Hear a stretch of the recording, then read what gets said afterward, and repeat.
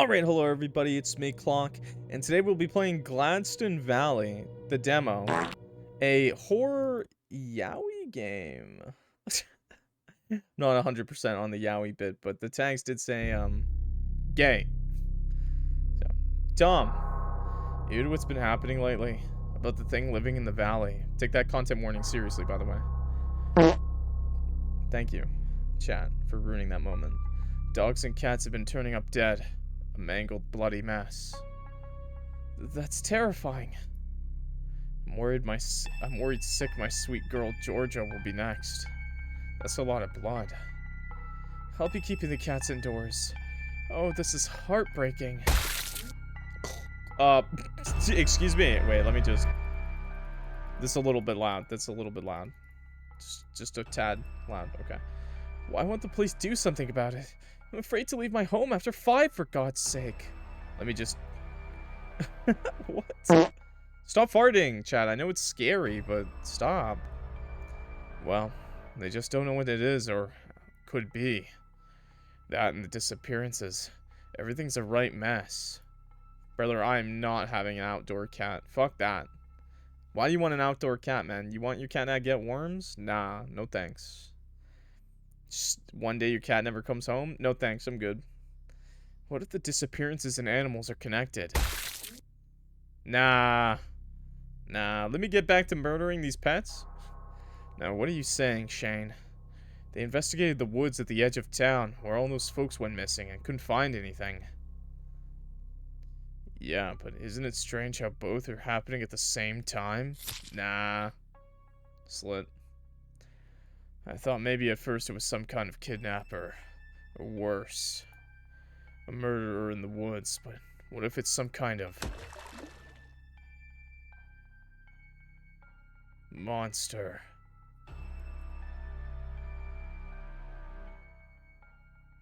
Nice. Whew, hard work. A monster. What does it look like? The Mothman? Monster was a bad choice. Bad word choice, but there's something seriously wrong about all of this. If you saw the animals, you'd understand. I see gore. I go nom nom nom nom nom nom. Yummy. Now, Shayn, town's restless as it is. You don't want to go around feeding people ideas.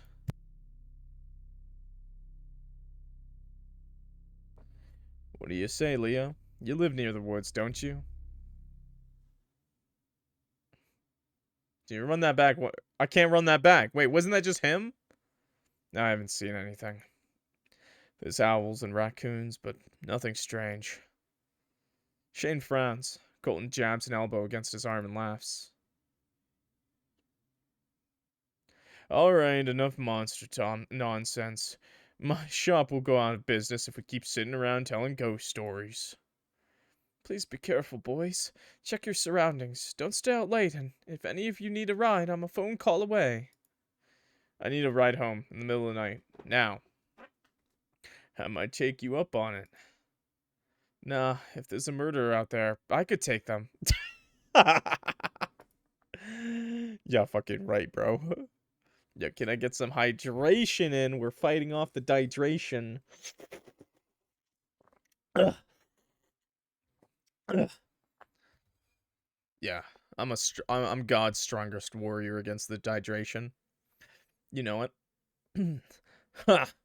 I know you ain't a cheap shot with a rifle, Colton. Unless Georgia goes missing, I'm leaving the torches and pitchforks at home.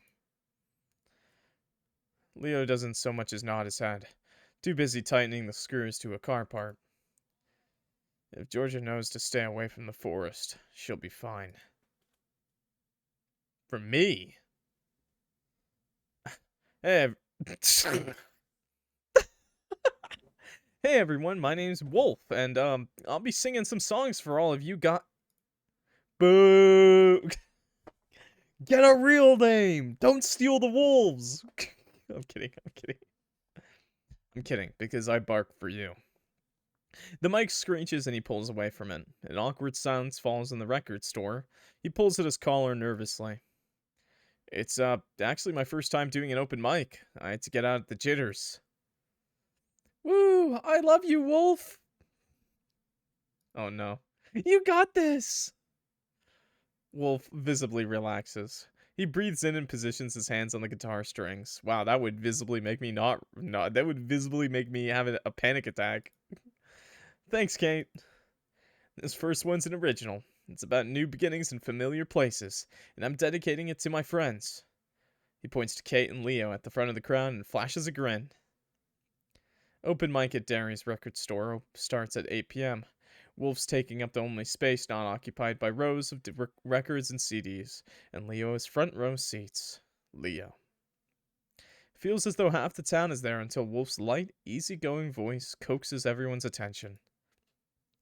Practiced hands thrum the guitar, interspersed with taps, voice and guitar blending into one harmonious sound.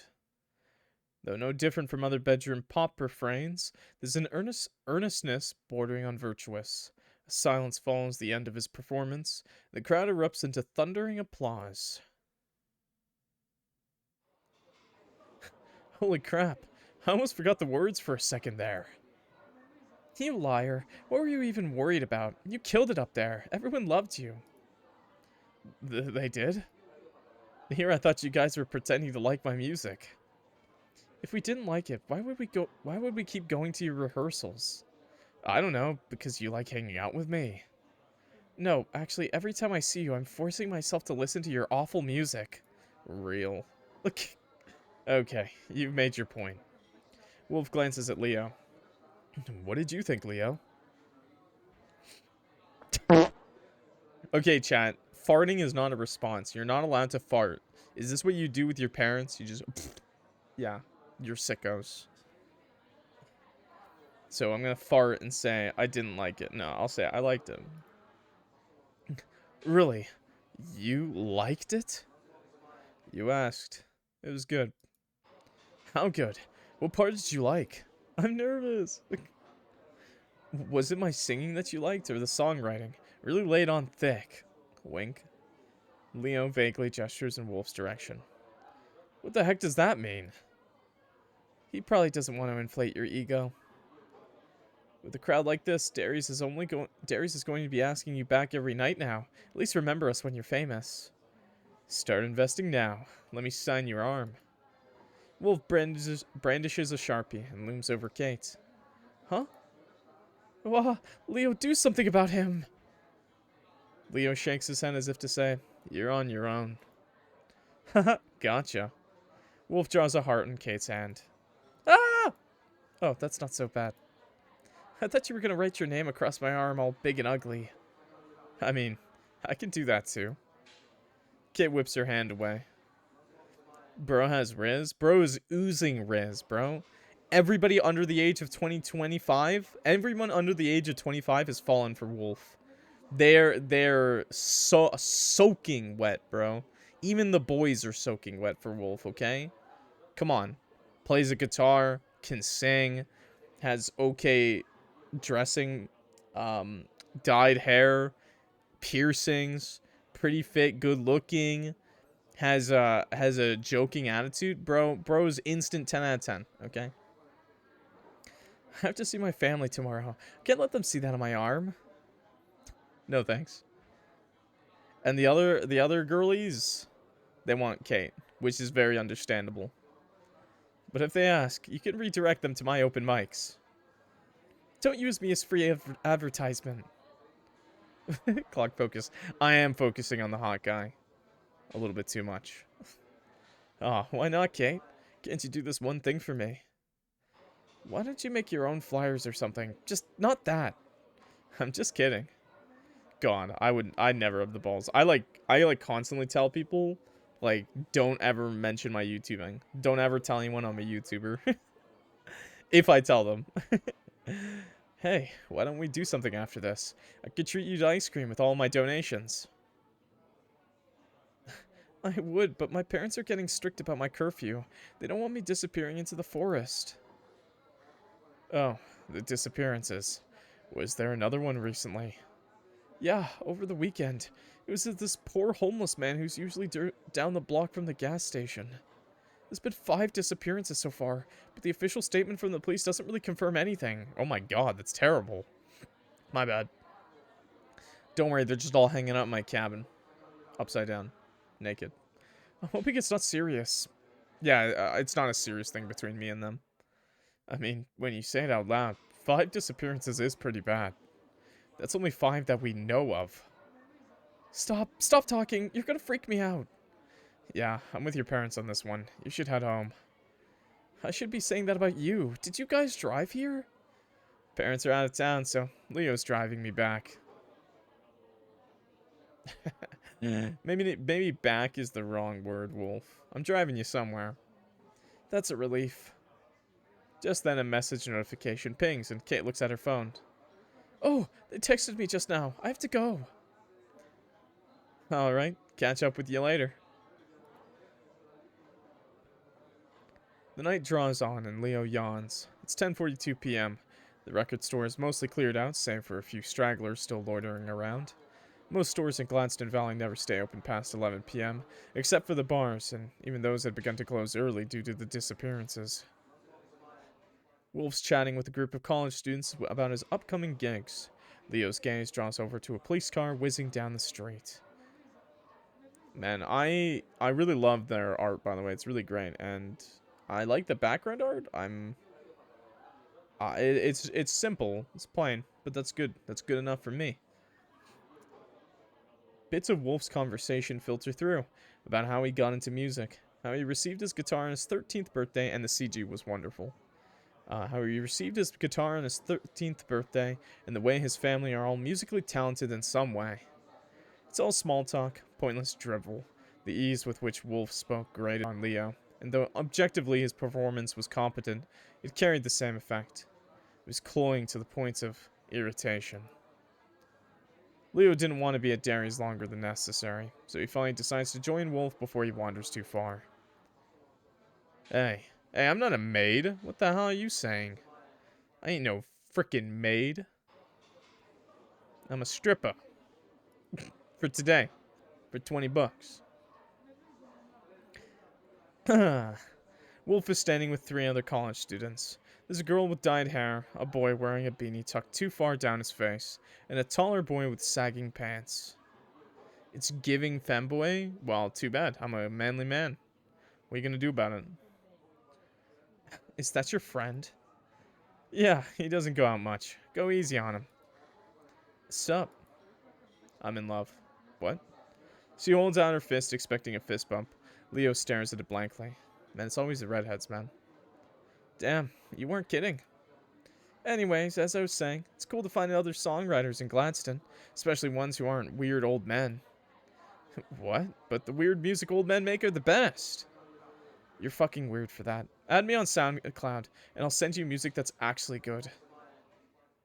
Come on, man. Maybe there's like a Neil Young in this town.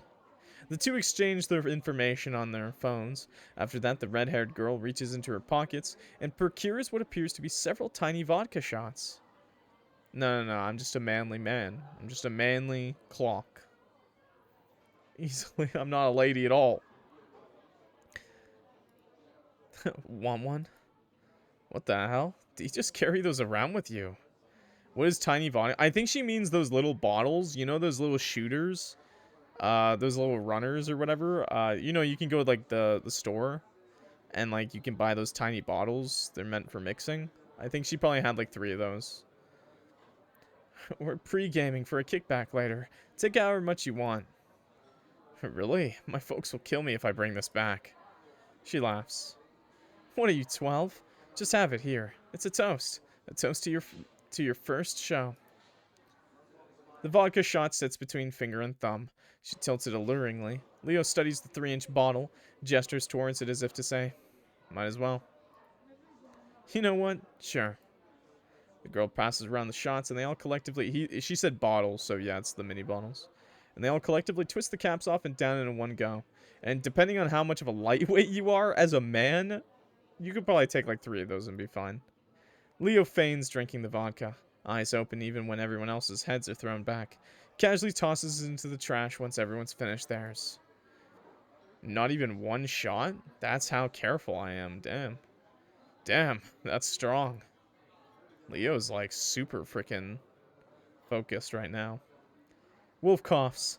Despite the bottle's claim of being lime-flavored, it tastes purely of vodka. The girl laughs at his reaction. Liked it. Here, take another one. I need at least 2 more of these. It's so effective. More shots are passed around, and by the end, the girl's pockets have surely emptied. Leo counts 1, 2, 3, 4 shots, the last of which wolfs down at the same time as the girl for one final toast. Want to join us for the kickback at the Cosmos house? It's down Oakwood Street by the pharmacy. Can't miss it. It's purple like the Cosmos. I'm down. I have to go. Now. Work tomorrow. And class. The girl rolls her eyes. Don't be such a fucking killjoy. Can't you read the mood? Yeah, I know you like my boyfriend. That's mine. He's mine. Clock, you look like Tom Holland from that one time that he dressed up as Rihanna and did a dance on stage to the song Umbrella in that tight leather stripper-esque outfit. And he was a manly man when he did that. And I'm a manly man now. What's your point? She gestures towards Wolf. Also, I have ears. I have cat ears. And I'm taller than Tom Holland, I'll mind you. How about we take you and drive you back? Before Wolf can reply, Leo rests a hand on his shoulder. You shouldn't be going to a party with all the disappearances going on. Then he glowers at the girl. None of us should be staying out late. Do you really believe that shit? It's obviously a bunch of tweakers, ran into the forest and never came back. Yeah, and I like Tom Holland, okay? I'm just stating the fact too. We're both manly men, dressed up in nice outfits. We exude manliness. We're not afraid of a little bit of femininity, okay? Have you considered they left this dumb town of their own free will? Good for them. It's dangerous at this time. You can just admit you're afraid. I'm not afraid. Wolf waves his hands as if to clear away the tension. You make a good point, Leo. I trust your judgment. You've saved me more than once. And hey, sorry I can't make it. I'm sure I'll have a blast with you all. Okay, well, when you decide to stop worrying about Freddy Krueger, we have a party next Saturday. You know where it is. Thanks. I'll be there. The clock, reference, strikes 11, and everyone files out of Derry's. The drinks finally hit Wolf, and he staggers over the curb somewhat. 4 shots and bro's out? What? Bro's a twink for real. He stays lingering outside of the store, distractingly fiddling with an out-of-order jukebox sitting near the door. His voice slurs, and he laughs a little too hard when one of the buttons he presses falls off the machine. Come on, we have to go. Don't walk so fast. Wolf's bracing Leo's arm like it'll tether him from his rising stupor as Leo guides Wolf across the empty parking lot. He fails just about every part of a field sobriety test. The further out they go, the more the white paint of the parking lines become cracked and illegible. At the end of the lawn is unremitting wood, making up the jagged fringes of Gladston Valley. Wolf nearly trips over the curb before they descend into forest. Wait. We're not even gonna drive him anywhere? We just walked right into the forest? Bro, there's so many witnesses. The leaves and dirt, coated in frost, crunch under Leo's feet. He's using the dim glow of his phone to light the way. Strange sounds permeate the night. The black shape of trees and branches dance across Wolf's vision. This isn't the way to your car. Sarah didn't see the beginning CG. Horror. Unless you parked in the forest. Wolf almost slips out of Leo's grip, but he catches him. Shut up. You've been in a strange mood all day. I have a lot on my mind. Oh, I gotcha. If you want your problems to disappear, this is the place. Wolf laughs lightheartedly, but only silence follows.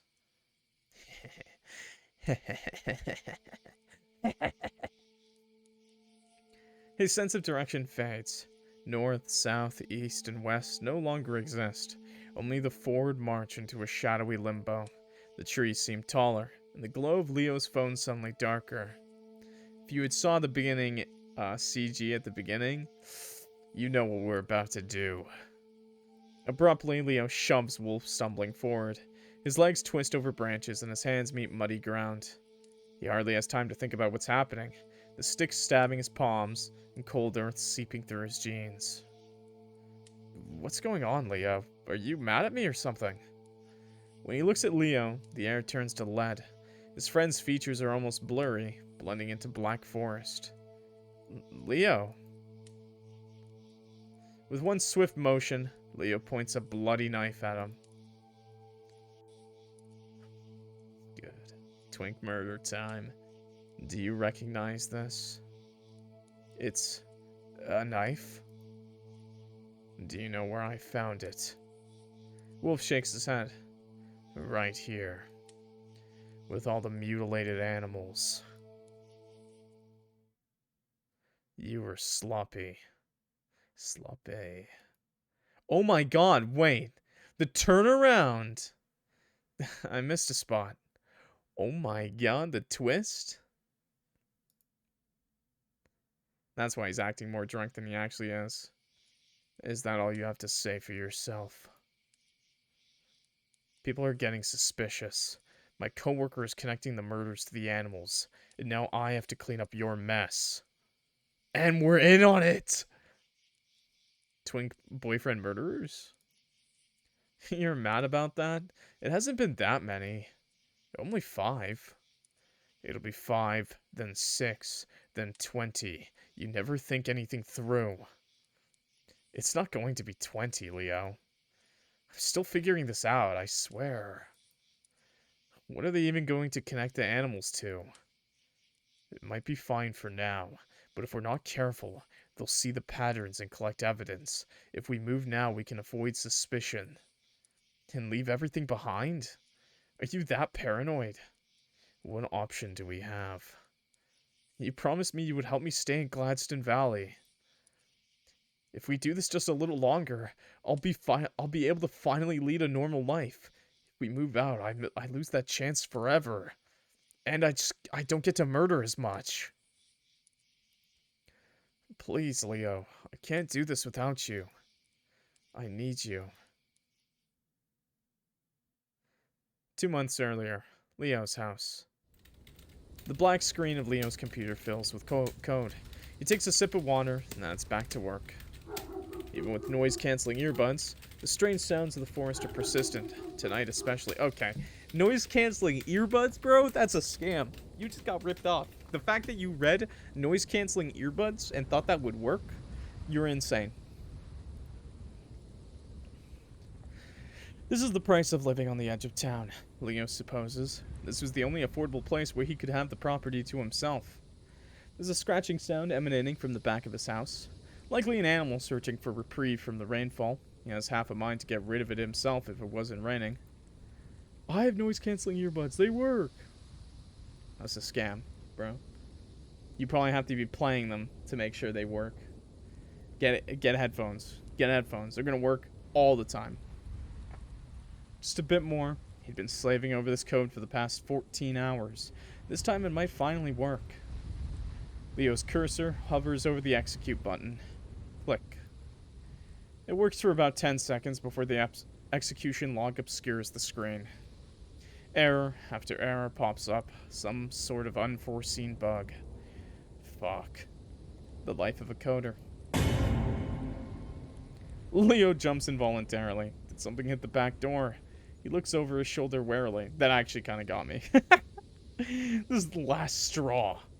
He rises from his seat, pulls on a coat, and retrieves his handgun and flashlight from the drawer. The back door creaks open, and he enters the blustery rain which has made the ground soft and murky. He grabs for his flashlight, not wanting to slip within a few feet of his home. The light blindly illuminates the trees ahead of him, and then... Oh my god! Wolf! Literally, wolf. No, it's a dog. That should have been the moment Leo walked back into his house, or called the police, or stayed at somebody's place. But a morbid curiosity plants him in place. Dude, they tortured this fucking dog, man. Oh my god. The creature sounded very much alive just a moment ago. It was running for its life. Leo flashes his light behind him where splatters of still wet blood paint his wall, and then to the surrounding grass where bits and pieces of gore glisten in the dirt. Whatever did this is still out there. You should go home. But a part of him didn't want to return to the execution log. He didn't want a code either. He reasons anyway. If he didn't figure out what did this, it would continue making obscene noises and ruin the rest of his night. Leo holds the flashlight steady, following the trail of animal remains. His other hand rests on his gun.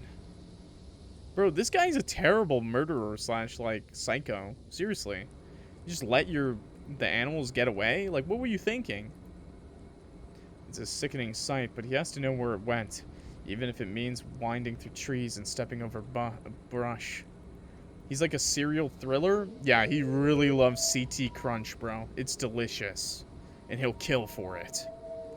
Feels as though the further he walks, the darker his surroundings get despite his flashlight. Is it only his imagination? Leo furrows his brows and squints. It's encroaching the corners of his vision, and he pauses to rub his eyes, but it doesn't leave.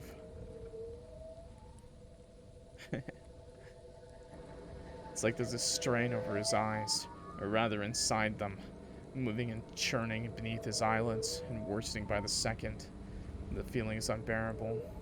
Bro really likes his Rice Krispies that go snap, pop, crack.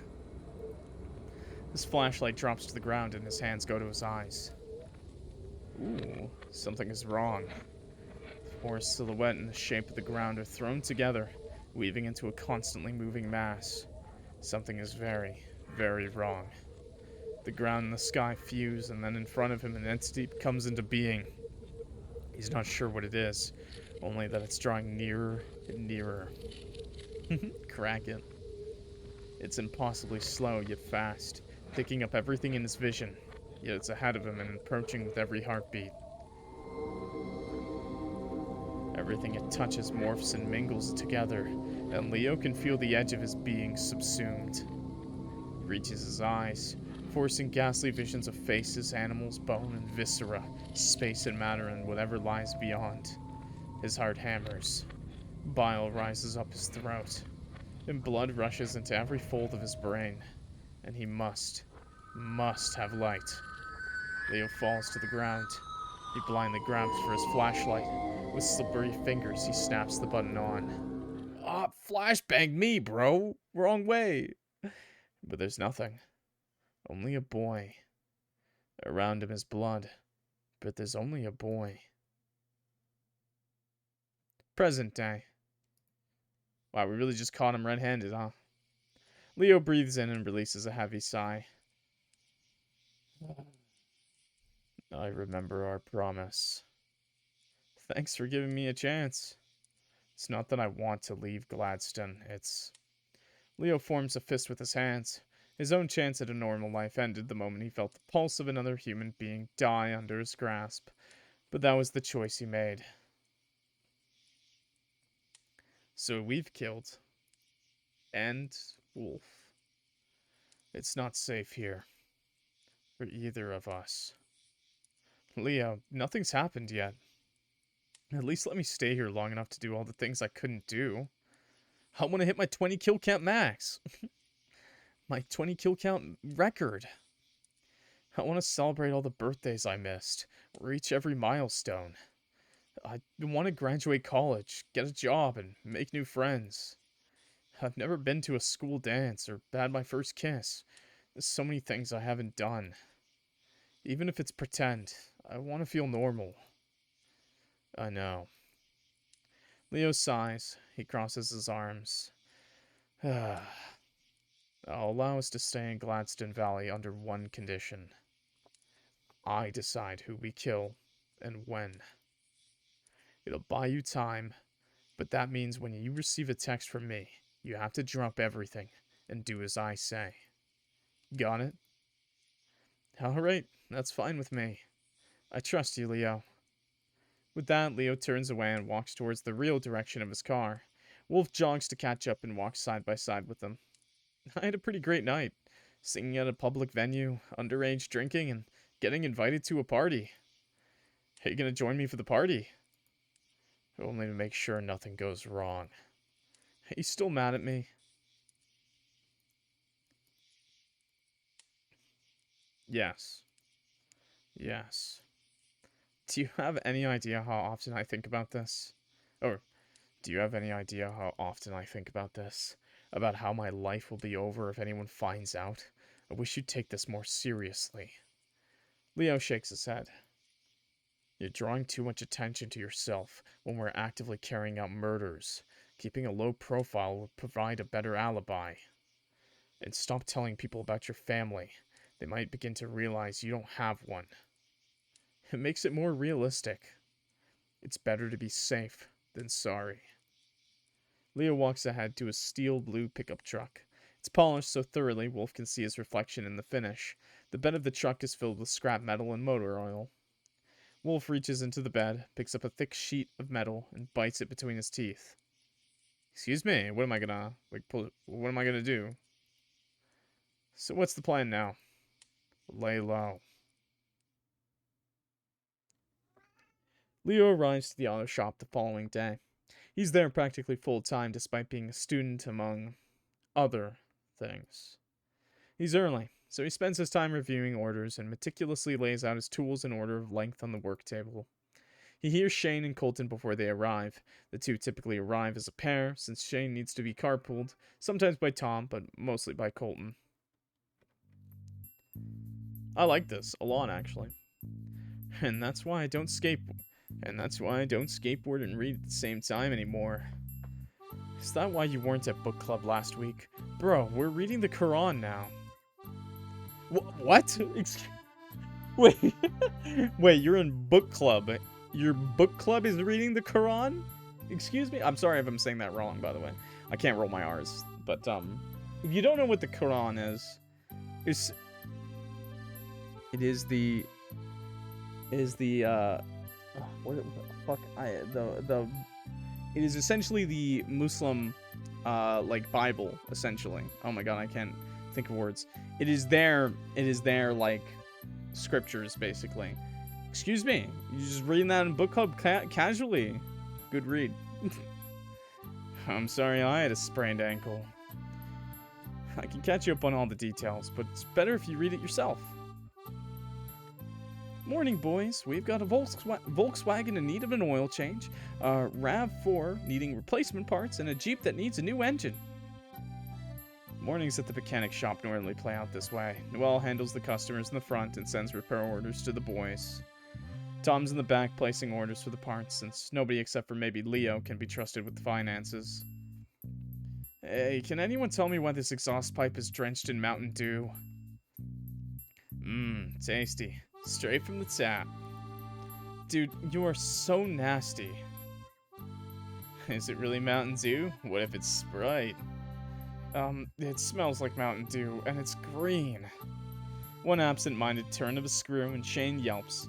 He stumbles out from under the car, soda streaking down his arm. Shit, it's everywhere. Holy fuck, it is. Oh, Leo. I think we need to clean up on aisle 9. What's the protocol for dealing with corrosive substances? Colton devolves into another fit of laughter, his tears rolling down his face.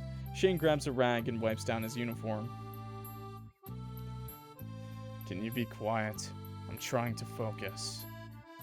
Sure you don't want to sip. It takes 2 seconds to clean up. You're wasting my time. Why are you getting all worked up for? We're just having fun. Don't you have any sense of humor? Colton jabs at Leo's arm with a wrench and he swats him away. Stop that. And what if I don't? Leo smacks Colton's wrench out of his hands and glares at him. Colton bends down and picks up the wrench with a scowl. You really can't take a joke. Leo turns away from him and ignores him altogether. You can hear him saunter back over to the other side of the studio and loudly complain to Shayn. Bitch. To be fair, that's one thing you gotta learn. If someone says they don't want to fuck around during work hours, you leave them the hell alone, okay? Just leave them alone. Hours pass until it's almost midday. In the time it takes Shayn and Colton to finish one order, Leo has finished 3. Kind of a buzzkill? True. No one's gonna want to ask to hang out with us, but at the same time, just leave that guy alone, man. In case he's a murderer. Just in case, you know. He busies himself with errands in the meantime, sorting inventory and sweeping the floors. I can't wait to skin that guy alive, though. Ever since the morning, there's been an icy friction between he and Colton. More than usual, at least. Someone taps on his shoulder, and Leo turns to see Shayn. Leo, do you think you could take a look at my car? It's not drenched in soda this time, I promise, but I can't figure out what I'm doing wrong. You should be using a torque wrench. And not a click wrench. A torque wrench is much more effective. Shayn demonstrates briefly in front of Leo. Would you look at that? It's way better. Colton told me to use the click wrench, but this looks more efficient. He's rarely correct. Just then, Shayn's eyes dart around as if to check if anyone is around, and his voice drops to a whisper. Stop nervously farting. Clock, chill your kill it button. No. Risky kills is what I live for. I have to know I'm not going crazy, but what do you think is going on? With what? You know, the disappearances. I feel like you won't judge me for this, but doesn't it seem weird? Weirder than just murders happening? He's clearly skirting around the subject, engaging Leo's tolerance for the supernatural. You're paranoid. It's a monster. I don't know. It's a monster. It's a monster. It has to be, right? Those other animals were utterly torn apart in a way that would make alien fanatics blush. It's worse than the climbers who died on Dyatlov Pass. I agree. Wait, is that meme? Wait. Leo doesn't know what that is. Leo doesn't even know. I agree. In his head, what the fuck even is that? Ever since I saw the pictures, I felt awful. Can't explain it, but I have this hunch something terrible's going to happen. To all of us. Like what? I can't say it, but someone has to figure it out before it's too late. Keep me updated if you notice anything strange. Okay. By the end of the day, Leo's finished. He slips off his gloves to make a final inspection when Noelle passes by and hums approvingly. Good job. At this rate, you could open your own auto shop. How is it you're so good with cars? Was it your dad who taught you? I'm self-taught. Oh, good. My old man used to say you can't learn anything until you do it yourself. Are you going to see your family for the holidays? Thanksgiving is coming up, but I noticed you didn't take any days off. My family doesn't celebrate Thanksgiving. Doesn't celebrate Thanksgiving? What a shame. Well, I'll be sure to bring you some peach cobbler for my table.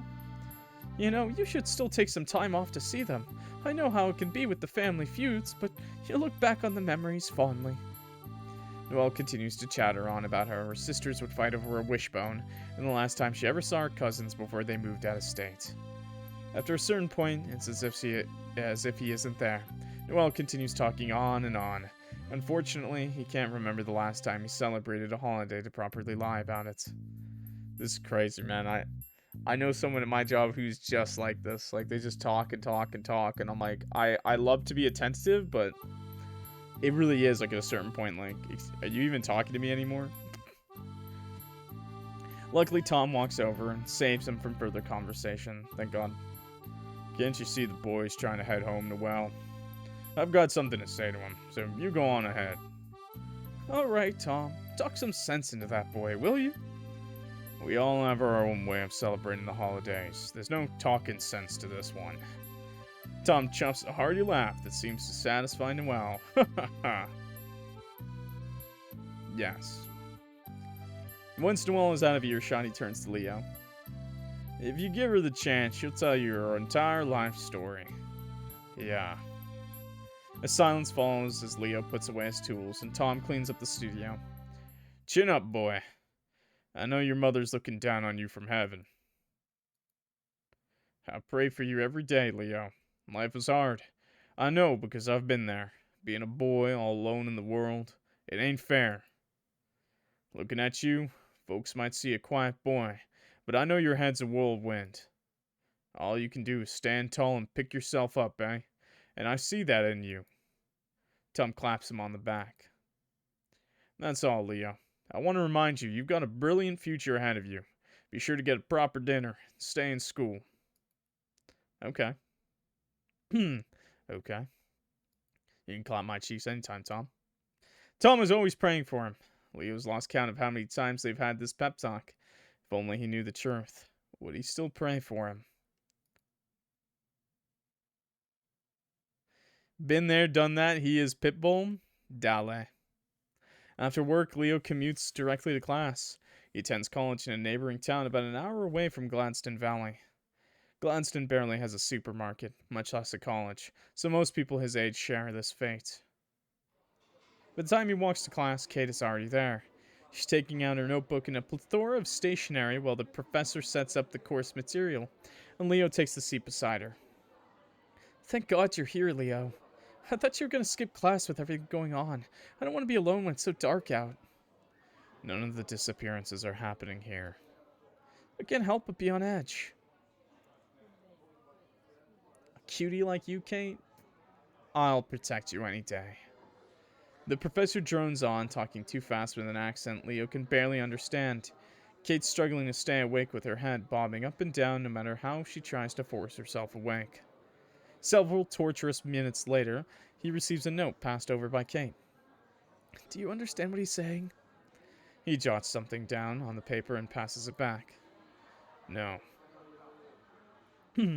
More writing. Kill me now. My brain's already fried since it's so late. Take a nap. I'll miss everything. You're not learning anything right now. Yeah, I'm not. She lifts up her notebook to him. By the way, ClockWorks. The first half of the page are regular notes, before it completely devolves into doodles of flowers and cats. You should focus more in class.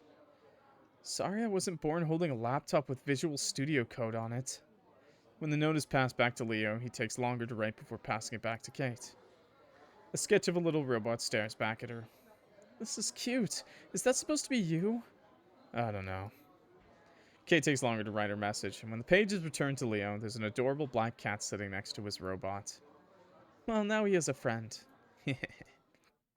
That's really cute. Kate walks out of class yawning and stretching. I'm so not taking night classes next semester. It's going to suck having to catch up on lecture, but at least we're suffering together. Make sure you actually pass the class. I'm going to have to.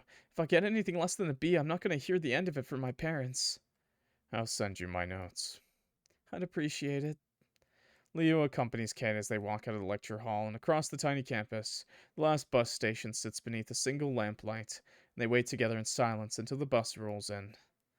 I'll catch you later? Later. The bus exits the station, leaving the smell of exhaust in its wake. Leo walks back to the student parking lot where his steel blue pickup truck greets him. Before heading out, he rummages through the bed of his car, keeping a mental inventory of what he has. By the time he's sitting in the driver's seat, he's made up his mind. Oh shit! No, dude! No, dude, not Kate! No! We're killing Shayn, bro. We're killing Shayn, by the way. I'm not killing Kate. She's too freaking cute, man. I know we're not interested in Kate like that, but like, fuck Shayn, man. He's a dick. This is totally gonna get me caught, but whatever. Let's kill him. She did say kill me now, which is why the kill is kind of less exciting, honestly. You know, that's never fun. You want to kill someone who wants to live. A boy like yourself. You're perfect for the job. Now we just need you to do some online paperwork, read through the contract, and as long as you have some form of ID in a bank we can send direct deposits to, you'll be able to start as soon as Monday. Awesome. Sounds good. Wolf walks out of the hiring office with a skip and a step. It's an office for the local construction company in Gladston, one of the few places eager to obtain working hands. Yeah, to break them. The image of him in the near future, donned in an orange helmet and a vest, is exciting. Oh, it'll be exciting for the first day, and then you'll be tired, and then you'll be broken. A broken man. He'd been searching for weeks before he landed this interview, and finally he'd found his first ever job. Unless you work out like hardcore, then maybe you'll be fine. Though he didn't have a bank account, he wagers it should be easy enough. After all, didn't everyone have one? He stares at the application the bank teller gave him. The numbered list of questions go down the line all the way into the backside. What a bunch of mumbo-jumbo. He's sitting in on a bench near the bank, tapping a fancy blue pen he'd nabbed from the counter against his lip. Name, birthday, address, got it. I've been crashing at Leo's this whole time, so I'll just put that down. And what's next? Birth certificate. He thinks for a moment. Okay, whatever. Let's skip that one for now. Government-issued identification. What's a social security number? Wolf briefly looks up what a social security number is on his phone. How did you get a phone without any identification? He does the same for the passport and driver's license. He chews on the end of his pen as the results show equally complicated answers with countless steps requiring money, consultations, and other things he didn't have. Was he raised by wolves? Oh my god. I'll have to skip that. Okay, what's this last one? Proof of address. Shoot, I don't pay for anything at Leo's place. I'm definitely not on the lease. Why is all of this necessary? I'm alive. Isn't that enough? Wolf sighs and stares at the paper for a long time. Finally, he stands up, crumples up the application, and throws it away. With his hands in his pockets, he paces down the sidewalk. Being a normal boy is harder than I thought. On paper, he's completely undocumented. Forget being a normal boy. As far as the rest of the world is concerned, he doesn't even exist. There's a lot of people that would pay a lot of money to be in your situation, bro. No. There's workarounds for this. I'll get a fake ID, and then find someone who can help me. It doesn't matter if I have all that stuff or not. I mean, you could just get an under-the-table job. Like, the surrounding plaza... I'm surprised the construction company needs it, honestly. If you just maybe find a person who works there, they might be willing to do it for under the table. The surrounding plaza is the only area in Gladston, resembling a strip mall. Dairy's record store sits 2 blocks away. Wolf pauses before a community bulletin board, eyeing the various flyers and requests. Well, it depends. It's like less and less often that companies do that and stuff, that like construction crews do that sort of thing anymore. There's a police request to report any evidence relating to the disappearances, a flyer for a house party up the hill, and a bar advertising their new happy hour special. He readjusts his backpack in contemplation and rips the party invite off the bulletin. I need to focus on something else. What would a totally normal boy do? In the movies, people drink to forget and party when they're sad. With the Cosmos party coming up, I could give it a try. Just then, Wolf sees a couple walking down the street to get to their car. They kiss and enter the car together before driving off. If I had a girlfriend, everything would work. I wouldn't need those stupid contingency plans. We'd move in together and share everything. A joint bank account, insurance, and a place to stay at. It'll all be written in paper, and people will know when they see us that we share it. It'd be a perfect life. That's not how that works. Just then, Wolf's phone pings. It's a message from Leo. Shoot. Wolf approaches Leo's house later than he attends. Dead, unkempt, grass marks the front yard, and he walks along the house's perimeter around to the back door. The back door leads to the basement on the right and the kitchen on the left. Ah, my ear. What? He reaches for his set of keys when he hears dishes shattering from the other side of the door. Between a crack in the window blinds, Wolf sees Leo's head smashed against the counter and an unknown person's hand gripping the back of his blonde head. Oh shit! Leo, bro! You didn't do it right? Leo's hand searches for a weapon, but his assailant immediately immobilizes him with his free hand. They push and shove against each other until the man winds up and punches Leo in the jaw, and he slumps down to the floor. Then he pulls a knife from the counter. Well, that's not good. Wolf inserts the key and opens the door. I knew there was something off about you. The man's straddling Leo's legs, and he brings the knife up against his neck. Leo! You're kind of a shitty-ass murderer, bro. What the hell if Shayn is killing you? You did it, didn't you? Put down the weapon, Shayn. I'll tell you if you give me a chance. Like hell I'm gonna do that! Shayn, isn't that one of Leo's coworkers? I'll tell you, but you have to drop the knife. I don't have any weapons on me. Not happening! I'm not an idiot! Tell me, were you behind the disappearances? Did you kill them? Drop the knife. Leo spreads his arms out in a show of complete surrender and spits out a mouthful of blood. Shayn briefly checks Leo's jackets and jeans. Wait, what? Excuse me? You checked his jacket and jeans? Why would you not just stab him, bro? Just stab him and call the cops. You can check my pockets. There's nothing. I'll tell you what happened if you put the knife away. Shayn looks between Leo and the knife and shakes his head. Yeah, right. We're doing this my way. Either you tell me or I'll cut off your hands. Leo lets out a labored breath, struggling against his wounds. Fine. What do you want to know? Did you kill them? I did. Shayn's eyes go wide at the confession. Where are the bodies? They're all gone now. What do you mean? Where did you dispose of the bodies? You said you'd tell me. I said they're gone. You'll never find them.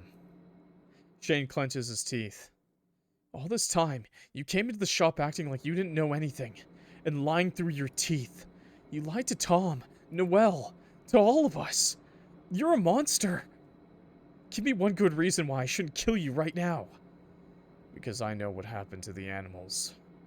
You saw the pictures. A person couldn't have done that. Wait, is this actually going to be so much better in a second? What? Shayn's hold on the knife shakes slightly. What? What did you see? Wolf stalks behind Shayn, studying the back of his head and narrow shoulders. He flashes a smile at Leo. And with his right hand, he snatches Shayn's wrist, and his other hand grips his body, pulling him back. What? Ah! Oh my god, he broke his arm, bro. Who are you? Shayn kicks and thrashes, but to no avail. Thinking on his feet, he reels backwards and slams his head as hard as he can into Wolf's face. Yo, Shayn is 2v1. This twink is insane, bro. The brown-haired, the brunette basher, bro. Oh my god. Shayn is a fighter? Shayn's a fucking soldier, dude. He's 2v1ing these chumps. He's the worst couple of goddamn murderers I've ever seen. Ow! Eyeing the other two, Leo pushes up against the kitchen counter. He manages to stand with an arm bracing the counter, and steps away from the kitchen while Shayn breaks free from Wolf's grasp and wildly swings the knife around. Whoa! Wolf ducks and then tackles Shayn in the stomach, causing the knife to fall out of his hands. They continue to brawl on the ground, a mess of punching fists and struggling legs. Okay, never mind. Okay, well, Shayn loses this fight. As soon as you drop the knife, you lose. I mean, Shayn, you have a knife. You could have just stab. Like, you did not need to... No, okay. Shayn's hand finds the knife again. Oh, wow, and drives it into Wolf's chest. Ugh! Sounds like a wrestler. Bro is wrestling right now, bro. Well, he's actually stabbing, but... Shayn pulls the knife from Wolf's body with a sickening squelch. They were wrestling, okay? Some twinks were wrestling. Blood splatters onto his shirt, and for a moment Shayn believes it's over. But then the stab wound sutures itself closed right before his eyes. Oh. Just kidding. What? You... Wolf's hand encloses around Shayn's and gently twists his wrist back until the knife falls out of his hands. Ah! You can feel him trembling. He lifts him up as though he weighs nothing and leaves him hanging. Right here, Leo. From the hallway, Leo aims his gun at Shayn. Seeing him in clear view, Leo pulls the trigger.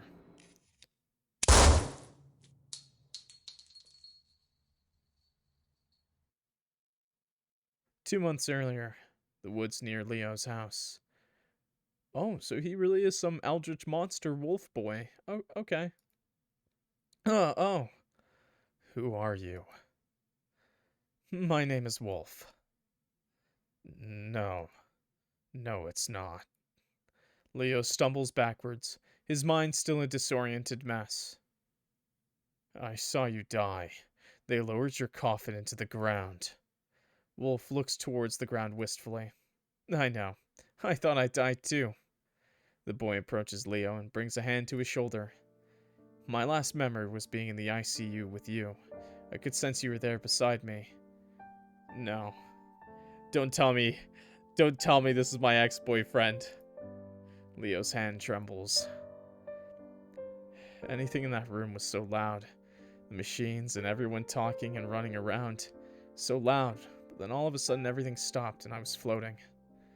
Wolf narrows his eyes as he recollects his memories. And I was somewhere else. Look, I don't really understand it myself. There are these creatures there, other beings, that communicated in words transcending language. Still images were constantly moving, and when I was angry or sad or happy, it became a physical manifestation. Wolf shakes his head. I hated that place. I wanted to come back to see Mom and Dad. I wanted to tell you I survived. Every second of every moment that passed there, I recited my wish. Felt like I was there for an eternity. I didn't know how much time passed or what I looked like anymore. I just wanted to come back. And as crazy as it sounds, my wish was granted. But within moments of being in Gladston Valley, I realized something. First, my family had moved out after I died. There's nothing left of them here. The life I knew was completely gone. Too much time passed. I mean, look at you, Leo. You've grown so much. Leo's breath hitches. And secondly, my body's connected to that other place. Keeps me there. My wish wasn't free. Wolf's hand draws down on Leo's shirt, clutching him, as though he might leave him. Leo, please believe me. You have to believe me. I don't have anyone else. Leo's left hand raises, instinctively moving to comfort Wolf. If I want things to go back to the way they were, I have to take others back there. I see. All sound disappears from the house. Leo lowers his gun. It lets out a shaky breath. Wolf lowers Shayn's body to the ground. All the while, Leo eyes his bullet-riddled body. How did this happen? I underestimated him. He's the co-worker I mentioned before. I invited him over under the premise I'd seen more dead animals, but he must have known from the start what was happening. He never let himself get in a vulnerable position, and noticed chloroform in the kitchen. You just had chloroform on the counter, bro? What are you doing? Bro! No, man, no, nothing. Bro's like, I don't know how he was picking up that I was the murderer. I mean, yeah, sure, the chloroform and the rag was on the kitchen counter, and I had the knife, like, out, sharpened, you know. They were so bad at this. To be fair, it makes a whole lot more sense now, considering he's not actually a stone cold killer. Put the pieces together. We started fighting. Blood begins to pool around Shayn's body. I can't believe you lost to this guy. I don't want to hear that from someone who took their sweet time getting here. In my defense, there weren't many Ubers in the area, but if I'd known I would have gotten here sooner. I've never seen one of your captives break loose like this. This was an exception. A rookie mistake. In that moment, Leo realizes Wolf's been watching him intently the whole time. He flinches when Wolf brings a hand to his face and tilts it to the side. That's a nasty bruise. You're bleeding too. Stop that. I'm not a kid. Leo turns his head away, but Wolf's grip tightens and he forces him back towards his way. Stop. Let me see. Wolf leans in close, scrutinizing Leo's bruised face. His hand is warm, and Leo can't bring himself to look him in the eye. Won't the people at your workplace know? I have an excuse. Like what? Tripping and falling after your coworker disappears. Wolf laughs. I guess workplace accidents are common. Maybe I should have been here the whole time. If you decide to kill someone, we can do it together. No, you. Leo finally looks at Wolf. Is that something a normal boy would do? Wolf laughs at that. He removes his blood-stained hand from his neck, and while maintaining eye contact, licks the blood off in a slow, deliberate motion. Your blood tastes sweet. Shut up. Leo suddenly turns his attention back towards Shayn. The two stand over Shayn's dead body, studying him. So what was he like when you were coworkers? He was nice, he was annoying, I don't know. He was nice. He was a decent guy. He was nice. We didn't talk much, but he was competent. I wouldn't mind working with someone like him if there's a new hire. What a compliment. Hopefully you don't kill the next one. It doesn't matter anymore. He's dead. Stop talking and help me carry him into the basement. Sure thing. Stepping into the basement, a dim light automatically turns on. They settle Shayn's body onto a long work table. So do they have to skin the bodies or something?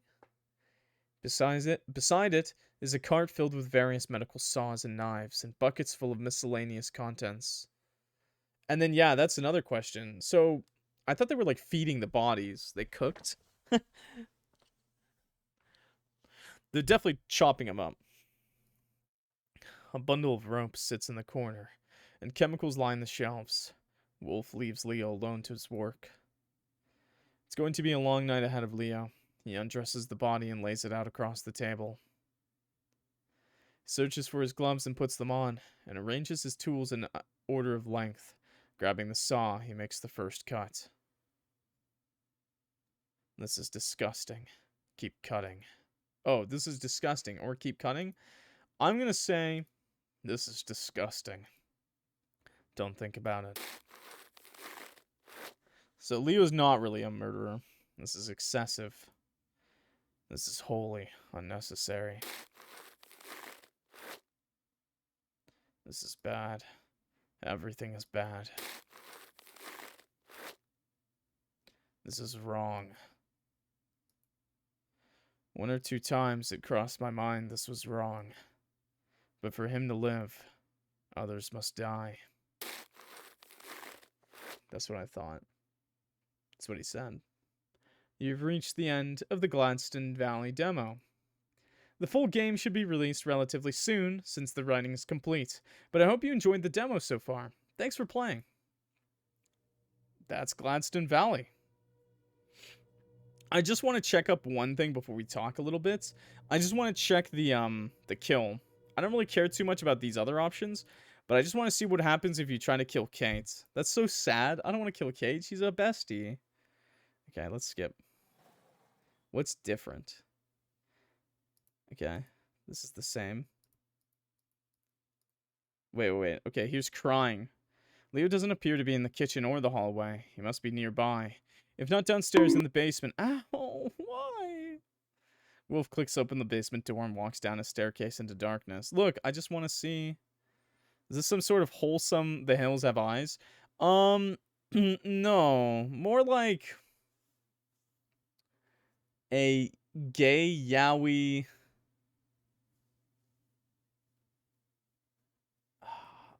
Have you ever seen that puppet combo game? Have you ever seen that puppet combo game where they have to feed the monster like dead people? Oh, which puppet combo game is it? If you've ever heard of puppet combo, you might know what I'm talking about. That's like the maker of Nun Massacre and stuff. But there's like a killer game, and you get to play the killer, and you're like feeding the dead bodies. I don't know, it's like Feed Billy or something. I don't know. I think the character's name is Billy. Anyways. Anyway, don't worry about it, okay? Okay, Wolf clicks open the basement door and walks down a staircase into darkness. Oh, it's kind of like Hills Have Eyes. Okay, well, there you go. I haven't seen Hills Have Eyes in a long time, so I'm not actually sure. I thought that one was like hillbilly incest. Yeah, kind of like Dead by Daylight. Kind of. The sobs grow louder until he turns the corner. I hate this already. And sees Kate sitting upright against the wall with her arms and legs bound in rope. Well, at least Leo didn't lose to Kate. Kate? Wolf? She's quivering and the area around her eyes are puffy. What happened to you? Forget about me. You need to get out of here. Leo, he might be nearby. Shh, calm down. Tell me what happened. I was carpooling back with him from the college and he pulled out a rag and I couldn't do anything. Next thing I know, I woke up here. What a scary predicament. The basement smells of bleach and iron. In the dim light, Leo's work table is still visible, with its various scary saws and knives. Buckets full of unknown contents, a bundle of rope and rows of chemicals line the shelves. You have to leave. If he finds you here with me, I know he's going to kill you. Wow, she's so concerned for his well-being. It's the betrayal, man. However, Wolf doesn't budge from his spot. Wolf? Did you hear what I said? He eyes Kate with an expression between pity and curiosity. Like watching an abandoned dog leashed to a pole. Well, at least she doesn't have to suffer the humility of asking for help from a murderer. No, you? You're also... I mean, he lives with him, Kate. Kate chokes out her next words. Why? Why are you doing this? Wolf bends down to his knees so he's eye level with her. He places a hand to her cheek, and for a moment she senses something odd about him. It's okay, Kate. You're going to be fine. Kate's eyebrows furrow in confusion. What are you saying? She peers into his dark brown eyes, deep inside where his iris is. Something swirls, turning and dancing. The fluid motions of arms and legs sway as though peering into a dance hall of waltzing people. Looking further are shapes in the darkness, and mouth and flesh appendages twisting over each other like a strange octopus. Wolf presses his forehead to Kate's, but the sensation is cold. A second set of footsteps echo from the stairs. Each step is prolonged and heavy like a bell's pealing toll. I'm really glad we played this. We went back for this option. Yeah, he's soulless. Wolf, please help me. Help me. Wolf steps away from Kate. She sees Leo at the base of the stairs. Kate shakes her head repeatedly. I mean, Kate, this may sound really bad, but trust me when I say this, Leo is the better of the two. No. She looks up at him in the dim basement light. What did I do to deserve this? Please, tell me why you're doing this. Leo reaches into his jean pocket and casually removes his gun. Kate's eyes follow it, her eyes widening and her lip quivering. Wait, stop! Stop! I'll do anything you want. If you please, just give me more time, we can work this out. She watches Leo's languid movements. Do you need me to help you kill people? I can do that. No one would suspect a girl like me. I can look for people on the side of the road or at the college. Wouldn't it be better that way? Leo lifts his gun up and presses it against Kate's forehead with a click. No, wait! Please! I'll pretend I never saw anything. I'll never talk to anyone ever again. Please, I'll do anything. I'll do anything! But Leo's hand doesn't move. Don't do it! Don't kill me! Her pleas reduce to screaming. He pulls the trigger.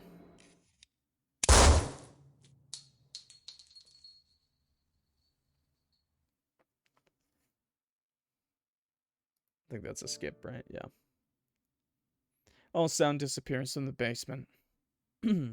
Wolf stands over Kate's body, watching the blood bubble out of the hole in her forehead. Pulls around her hair like a macabre halo. Macabre? McCabe? I don't know how to say that word. Macabre, right? Macabre. You really know how to choose your victims. Why Kate? Leo returns the gun into his pocket. She's easy to kill. I didn't like her. They're all the same to me. Wow, that's... And I was starting to think maybe Leo was a little different. No. I didn't like her. They're all the same to me. Ruthless.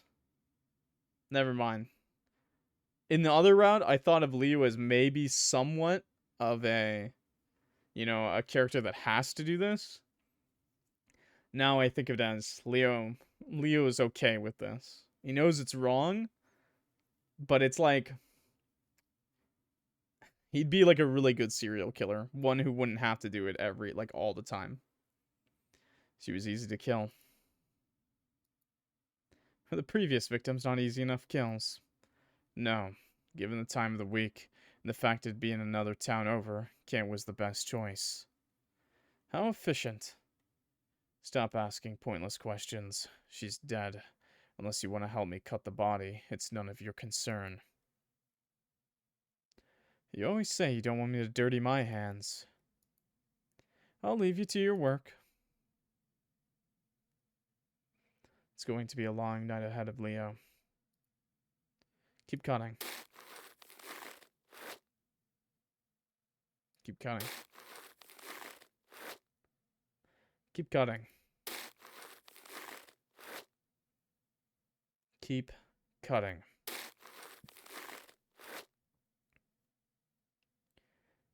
Okay, and that's the end of the demo. Well, I'm glad in the first route I did not pick keep cutting. Okay, that is Gladston Valley. I don't think the other choices will change very much. Maybe it does. Go check it out yourself. But yeah, who let him cook? Yummy. Well, I don't think Wolf is Wolf, right? I'm just guessing. It seems like also Wolf and Leo know each other from the past. Maybe as kids, I assume. I assume from kids. For nobody to recognize Wolf, it'd have to be as kids. And Leo must have been pretty close with him considering he was at his funeral. However, obviously, Wolf isn't exactly human. If he's even the character that Leo knew in the first place, at all in the first place, we don't know. But we do know that Wolf doesn't know what it's like to be a normal boy. So I think that's a good hint. Interesting horror creature. Yeah, it's definitely some like eldritch monster folktale horror. I think that's kind of crazy. I liked it a lot. I really hope to see an update. I really hope to see. This has actually been out for a couple months now. I just saw it by chance today, so I said, you know what, that looks really great. Horror yaoi, hell yeah, dude. I really like the undertones. I really like that Leo's doing this just for Wolf, basically. Nothing else matters to him, right? Like, he's willing to murder at this point for him. Yeah, it does really feel like the entity from Dead by Daylight, these sacrifices. I did think that. Horror and yaoi, the best pairing? Hell yes. Oh, one up you. I actually like horror and straight, but yaoi's pretty good too. To be honest, for me, it's not horror and yaoi. It's not horror and yuri. It's not horror and straight even. It's just horror and romance, okay? I like a little bit of romance in my horror. Add a little bit of cannibalism, that shit's great, okay? But anyways, this was really great. Written really, really, really well. I love the non-linear story. I love the flashbacks. Those are perfect. And I like the little twists to keep us guessing what the hell's going on, man. You know, just at the perfect time you give us these flashbacks to answer some questions, but leave us wanting more, you know? I think it's actually great. Hills Has Eyes, they were cannibals, but I don't remember. You guys were talking about the Hills Has Eyes? Isn't the Hills Has Eyes, the Hills Have Eyes? Hills Has Eyes? Hills Have Eyes? Isn't that a bunch of hillbilly, like, mutant, incestuous freaks kidnapping people? And yes, I think, and then like kidnapping people and then torturing them in various ways, and also like taking women to make more kids. Yes, yeah. I haven't seen that since I was a kid. My parents made me watch a lot of fucked up horror movies when I was like literally under the age of 10. Yeah, this was not giving me the Hills Have Eyes vibes. Yeah, I personally speaking, this was not giving me that vibe. It was giving me more of the stealing their skin. Yeah, stuff like that. This was giving me more of the vibe like he's like feeding to a monster. Like he became a murderer to feed the monster, but he himself is still a monster. Like, Leo is still not fundamentally okay. Like, he is definitely missing something. Empathy, I guess. I think in the Shayn route, it's less visible. And in Shayn's route, you can even argue that maybe he even has a little bit of, like, he wants to even protect the victims a little bit by shooting them instead of letting Wolf kill them. Because obviously Wolf is going to do it really fucked up. But then in the Kate route, I think in the Kate route, it completely shows that, like, he is a ruthless fucking killer. Like, he does not have empathy for them. The fact, or at least that's what I think from the 3 options. The fact that none of the 3 options had any bit of empathy for Kate, even though Kate was, like, literally his friend, you know? They didn't even have their cute little, like, note passing, and he just killed her. So, I don't know. Personally, that's my take. Obviously, the full game can change a lot of it. Like, he lost a part of his humanity for Wolf, I think. That's what I think. But he definitely wasn't, like, born a serial killer. Like, he definitely wasn't torturing animals as a kid. That's what Wolf is literally doing. I was sad. Yeah, I was really sad. I liked it. Okay, maybe saying I liked it a lot isn't a very good look. Okay, I like the story. I like horror, and I love deeper horror like this. I love stuff like this a lot. Really great writing. So, anyways, yeah, and Wolf and Leo live together. Whether it evolves into a little bit more of a toxic yaoi. I mean, it already is kind of toxic relationship, for sure. I'm really excited for this. I really like this, okay? I cannot think of the title, but it reminds me of the movie where the mom realizes her son needs blood to live, so she'll kill and do anything to protect him. That sounds awesome. I've never heard of that. I don't think I've watched a movie anything like that. That sounds good. Oh, he's a vampire. My favorite part is when I could keep cutting. Yeah, I didn't have to listen to Leo whining. I could just keep cutting. Anyways, I don't know. That's why I was thinking of that puppet combo game, because that's what I could seriously see this becoming in the end. If anyone in the YouTube comments wants to say what it is, the puppet combo game, if I remember it, I'll post it in the comments of the description or something. I can't remember it. It's just like Feed Billy or something. Feed me Billy. I don't know. It's where you play as like a murderer, and you like take kills, and then you put them in your truck, and then you throw them into this like meat pit hole with like a mouth. Puppet combo, yeah. And like you just throw people into this pit with a bunch of teeth, and it's a hole, and it just keeps telling you to feed it, and it's just scary. Cool. Yeah, I mean, it's a cool horror game. Maybe not cool in general, but anyways, Gladston Valley is very cool. I enjoyed this a lot, okay? And I'd love to see the full game. I will definitely continue it and play the full game if it's this good. But with that, everybody, thank you so much for watching. I'm clocking out. If you like this video, please clock that like button and subscribe if you're new here. It helps me out a lot. And if you want to see the full version of this by me, I'll definitely be doing it. But also, we do daily uploads on the YouTube, almost daily streams on the Twitch. We pretty much play visual novels, indie games, indie horror every day. So please, if you're new here, check that out. I'm sure you'll enjoy the rest of your stay. And if you already are subscribed, as usual, thank you so much. I can't not say thank you. You guys are awesome. I appreciate you so much, and I hope you keep watching and enjoying the videos, okay?